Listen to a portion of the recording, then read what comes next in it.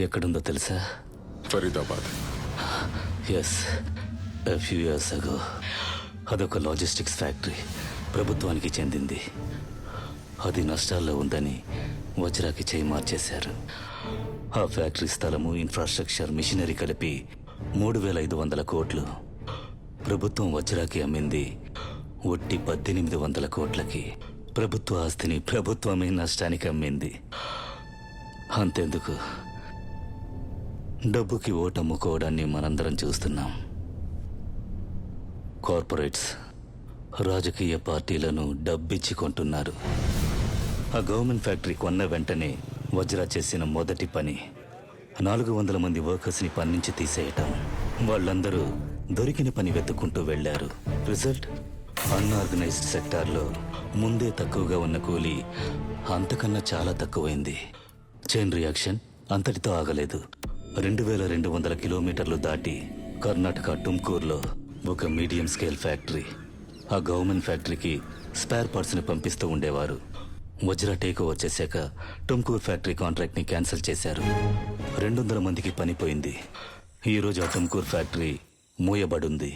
ఇది 400 కిలోమీటర్లు దాటి చెన్నై కిండీలో ఒక స్మాల్ స్కేల్ ఇండస్ట్రీ నేలమట్టమైపోయింది. టుమ్కూర్ ఫ్యాక్టరీని పూర్తిగా నమ్ముకున్న ఒక చిన్న ఫ్యాక్టరీ అది. ఆ ఫ్యాక్టరీ ఓనర్కి సంపాదనకు మార్గం తెలియక అద్దెకిచ్చిన ఇంటికి అద్దెను పెంచేశారు. ఇలా ఉన్న పళంగా అద్దె పెంచితే ఎలాగండి?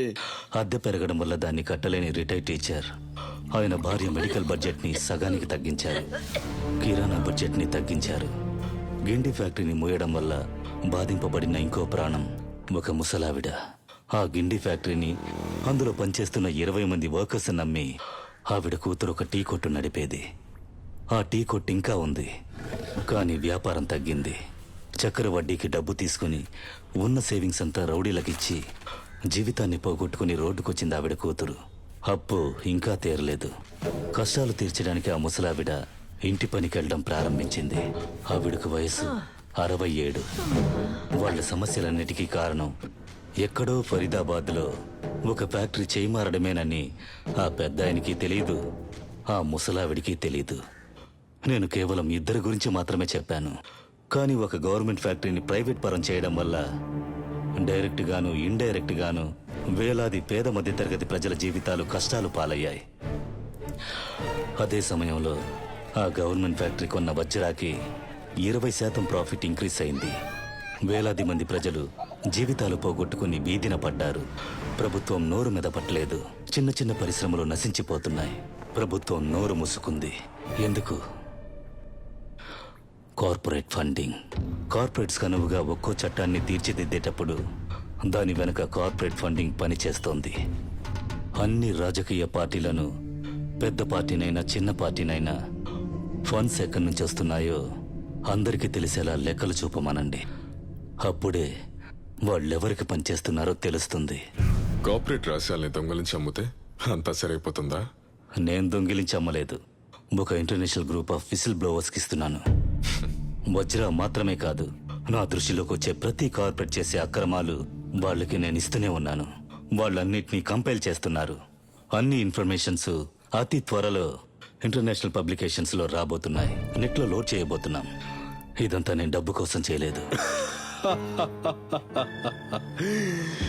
జేపీ చచ్చే టైంలో మంచి చేయాలనుకొని మీరు ఒక విషయం చేశారు. కానీ మీ దగ్గర నుంచి ఇంత ఇన్ఫర్మేషన్ తీసుకుంటున్నారుగా, వాళ్ళు మీరు అనుకున్నట్టుగా విసిల్ బ్లోవర్స్ కాదు, కార్పొరేట్ రహస్యాల్ని దొంగలించి అమ్మే ఒక నెట్వర్క్. ఆ నెట్వర్క్ తోని నాయకుడిని నేను వెతుకుతున్నా.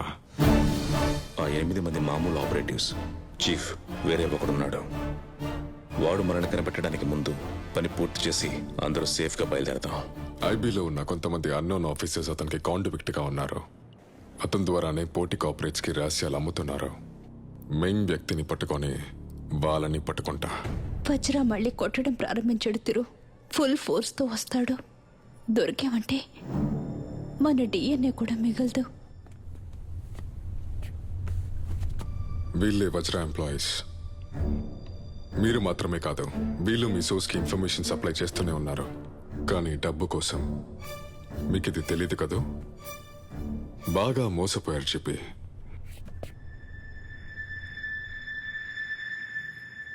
సంథింగ్ చెప్పి ఎనీథింగ్.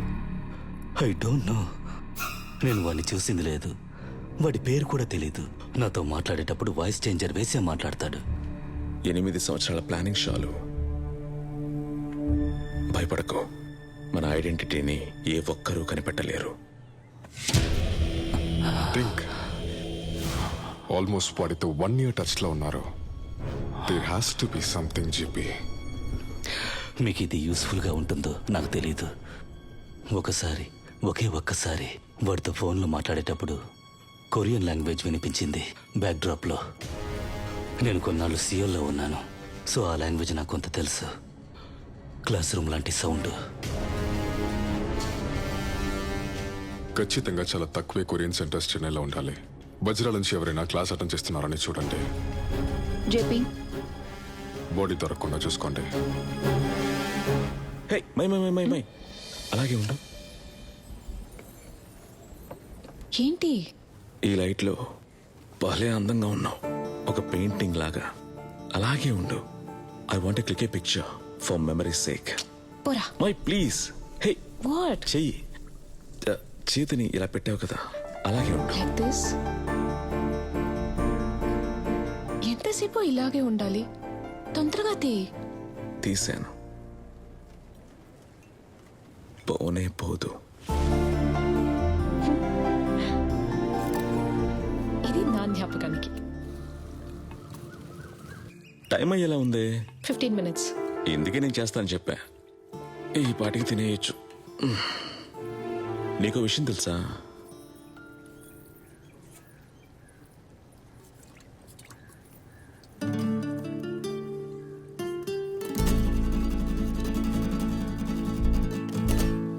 ఏంటి తెలుసా? హ?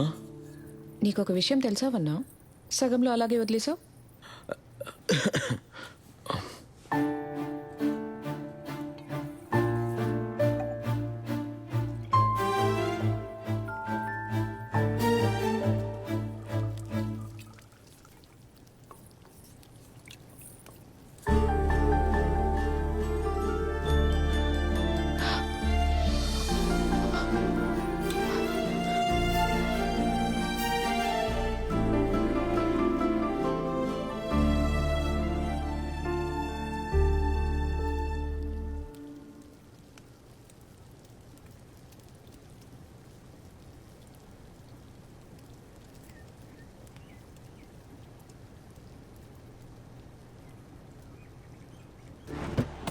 మైథిలి, ఆ ప్రొఫైల్స్ ని చూసి వెళ్ళు.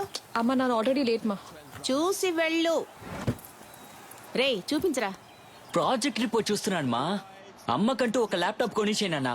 నా ల్యాప్టాప్ మొత్తం మ్యాట్రిమోనీ డీటెయిల్సే. నా పరువు పోతోంది. 6 ప్రొఫైల్స్ ఉన్నాయి. 2 IAS ఆఫీసర్స్, 2 డాక్టర్స్, నాసాలో పనిచేస్తున్న ఒక అబ్బాయి ఫోటో కూడా ఉంది. అన్నిటినీ ఓపిగ్గా చూడు. ఎవడు నచ్చలేదు. ఏనన్నా, అమ్మాయిలంతా అబ్బాయిలు ఇలాగే సెలెక్ట్ చేస్తున్నారంటే నాలాంటి అబ్బాయిలకి ఈ జన్మలో పెళ్ళవద్దు. 50 స్కిట్సే నా నల్లకి. నీకు కూడా పెళ్ళైపోయింది చూడు. నువ్వెందుకు నీ లైఫ్ని వేస్ట్ చేసుకుంటున్నావు? వాట్? మీ అమ్మ నాకు ఫోన్ చేసి బాధపడుతున్నారు. నీ కోసం చూసిన అన్ని సంబంధాలు నాకు పంపిస్తున్నారు. వాళ్ళకేం తక్కువ అని నన్ను అడుగుతుంది తెలుసా? జాలేస్తుంది. నువ్వెందుకని వద్దంటున్నావు? ఎవరైనా సరే ఇతరుతో కంపేర్ చేసి చూడాలనిపిస్తుంది. నా హస్బెండ్ కాబోయేవాడిని లైఫ్ మొత్తం తిరుగుతూ కంపేర్ చేస్తుంటే అదేం లైఫ్ ప్రియా?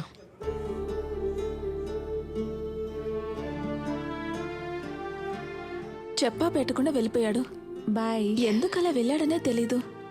ఎన్ని రోజులైనా ఒక్క రోజున నీకు ఫోన్ చేశాడా? ఇదే క్వశ్చన్స్ నేను నన్ను అడుగుతున్నాను. అన్ని మరిచి గడిచిపోవాలనుకుంటున్నా, కుదరలా. చెన్నైలో ఇంచుమించు 20 కొరియన్ కోచింగ్ సెంటర్స్ ఉన్నాయి. అన్ని సీసీటీవీ ఫుటేజెస్ ని కలెక్ట్ చేసి చూసేసాం. 12 కాంప్లెక్స్ లో 24 hours రికార్డింగే ఉంది. 2 కాంప్లెక్స్ లో మాత్రమే 6 months దాకా ఫుటేజ్ ఉంచుకున్నారు. అందులో ఒకటే ఇది. 4 నెలల ముందు తీసింది. వజ్రా నుంచి వీడొక్కడే ఇక్కడికి వచ్చి వెళ్ళాడు. పేరు కార్తిక్. Account section. షాలు లంచ్కి మీ ఇంట్లో ఉంటాను.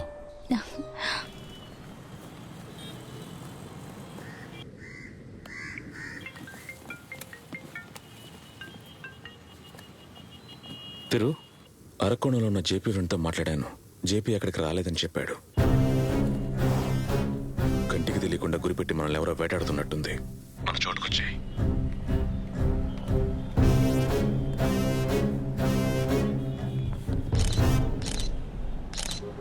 వాడి ఫోన్ హ్యాక్ చేయలేకపోతున్నా.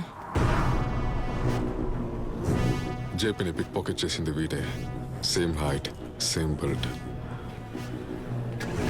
కార్తీ.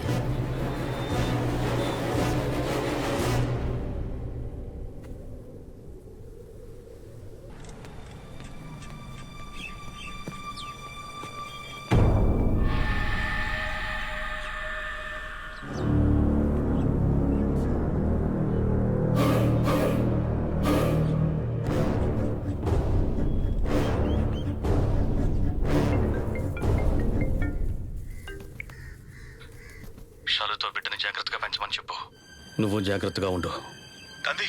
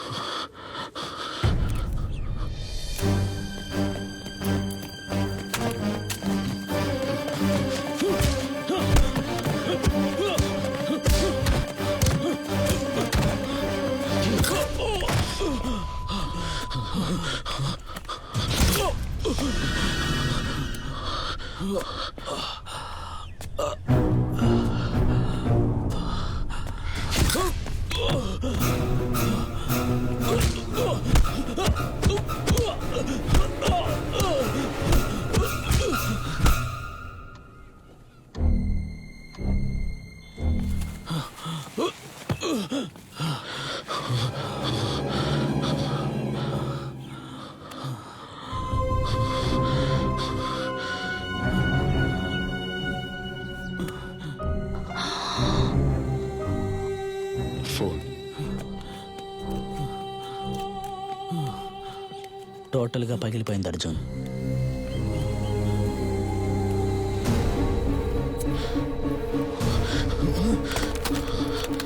వీడిని మన గుడానికి తీసుకురండి.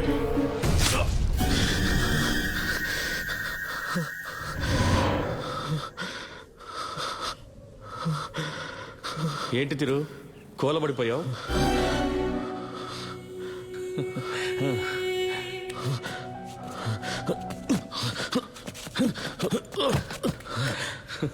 నేను లేకపోతే ఏం చేస్తావురా?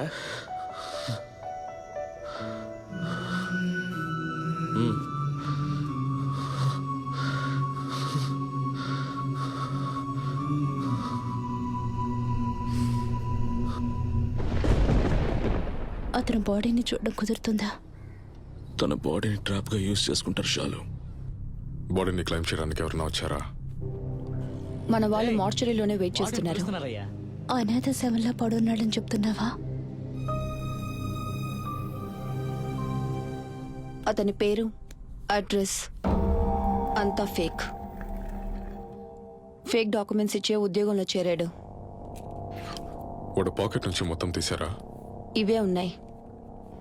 బస్ టికెట్, మెట్రో టికెట్ ఏవీ లేవు అర్జున్. వీడు ఎవరని తెలిస్తేనే ఇంకొకటి ఎవరని తెలుసుకోగలం.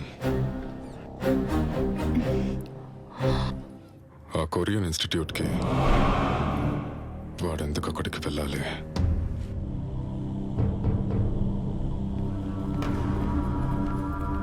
స్టూడెంటా లేదా ఎవరైనా చూడడానికి వెళ్ళాడా?